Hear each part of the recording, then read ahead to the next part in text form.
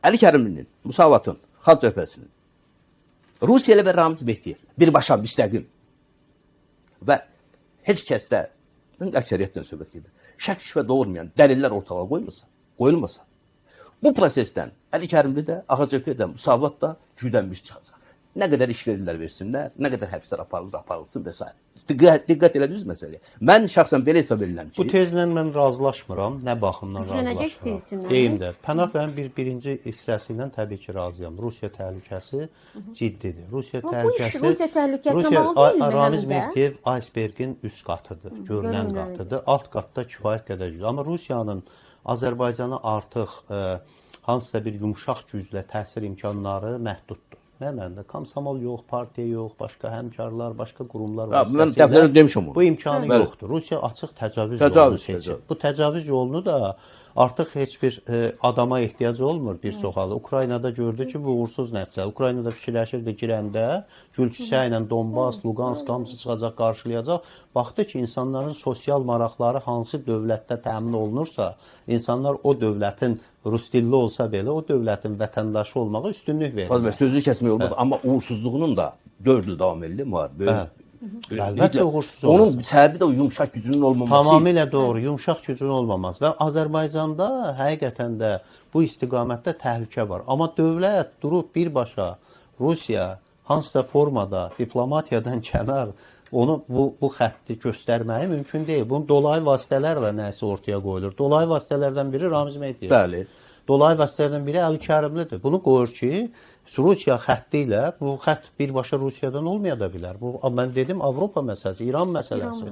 Yəni elə belə səhər kanalı birdən-birə durub müdafiə eləmir. Müsəlman Birliyi Hərəkat bəyanat vermir. Özü çox kəskin bəyanat veriblər və eyni zamanda Müsəlman Birliyi Hərəkatının rəhbərinin bəyanatlarını ən çox yayan Əli Kərimli ilə Cəmil Həsənli idi. İkisi yayırdı. Yəni demək istəyim odur ki, qərb demokratiyasına bağlı adam totalitar bir dövlətin qurulmasına, şəriət dövlətin qurulmasına arzulayan qüvvənin təbliğatını necə apara bilər?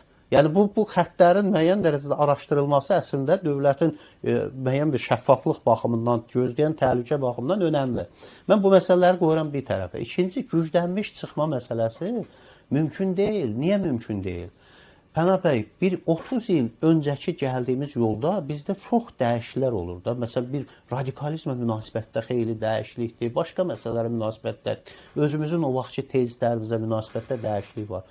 Bu adamlarda yeni bir paradigmalar yaratmaq imkanı yox, potensial yox, ağlı yox, zəkası yox. Güclənmiş sözü necə başa? 30 il güclənmə bilirsiniz nə ilə? O nə deməkdir? Mövcudluğun forması iki cür. Yox, bir var sən deyən kimi pozitiv o güclənmə. Bir də var ki, istənilən ölkədə, hətta inkişaf eləmiş və yaxud ən geridə qalmış ölkədə də təqib olunmaya qarşı yaranan ictimai toplumun vicdanında, zehniyyətində olan bir simpatik münasibətlər var. Bu bilirsiniz nəyə oxşur Pənah bəy? Haqlısınız, mən nəyə gətirəm? Bu elə bir ki, İsraillə ərəb ölkələrinin müqayisəsini oxşuyur.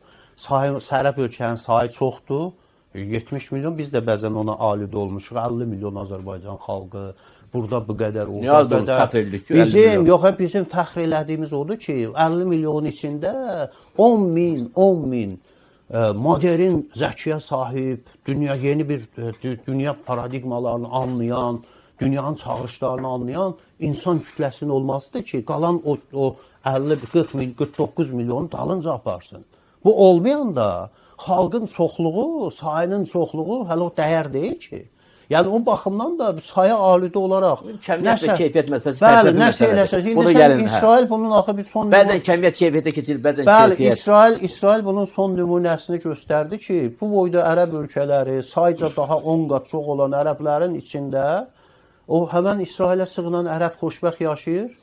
Digərlərində xoşbəxt yaşamır. Ya hüququ var. Vallahi o xoşbəxt yaşama məsələsi ilə mübahisə edirəm, amma mövzumuz ayrı. Ən azı sosial mənada xoşbəxtlikdən söhbət. Demək istədiyim odur ki, bizim yəni keyfiyyətcə adam sahibi 100 nəfər də əlavə gəlsin. 10 min nəfər də əlavə gəlsin. Bu nəyisə dəyişmir ki. Mən diqqət saydan getmir. Yəni sizə bir şey deyim. İdarə etmə fəlsəfəsi, mən indi çıxışları da biz dinləyirik.